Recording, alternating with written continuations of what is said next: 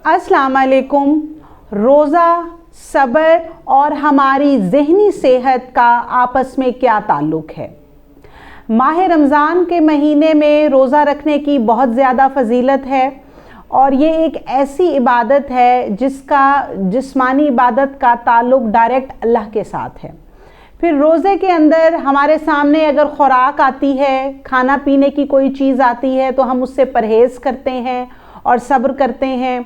इसी तरीके के साथ हम लड़ाई झगड़ा करने से सब्र और परहेज़ करते हैं। अगर हमें गुस्सा आ रहा होता है हम उस पर सब्र करते हैं। अगर हसद की कोई कैफ़ियत होती है या कोई ग़ीबत की बात हो रही होती है तो हम उससे जो है वो परहेज़ करते हैं और ऐसी तमाम चीज़ों से सब्र करने की कोशिश करते हैं जिसका हुक्म अल्लाह पाक ने दिया है।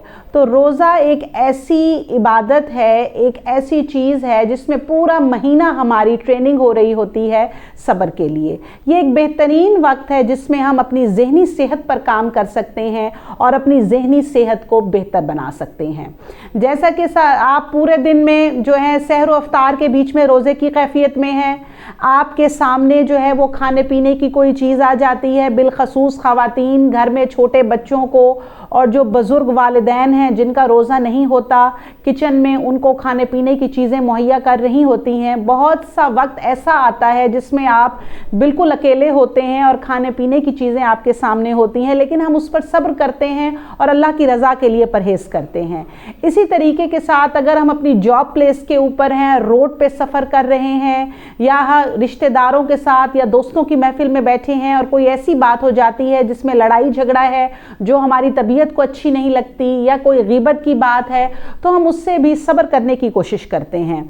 अगर हमें कोई स्ट्रेस या परेशानी आ जाती है हम उस पर भी सब्र करने की कोशिश करते हैं।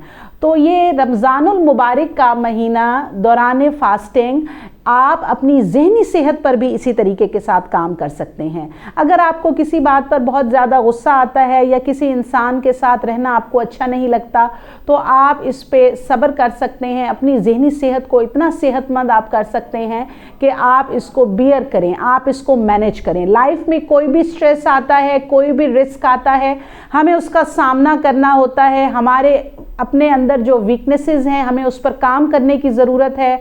हमारी जो स्ट्रेंथ या एबिलिटीज़ या सलाहियतें हैं उसको पहचानने की ज़रूरत है।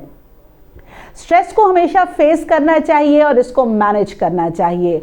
तो रमज़ानुल मुबारक के महीने में हम अपनी ज़हनी सेहत को स्ट्रॉन्ग करने के लिए, अपनी वीकनेसेस को अपनी स्ट्रेंथ्स में तब्दील करने के लिए और स्ट्रेस को मैनेज करने के लिए इस्तेमाल कर सकते हैं।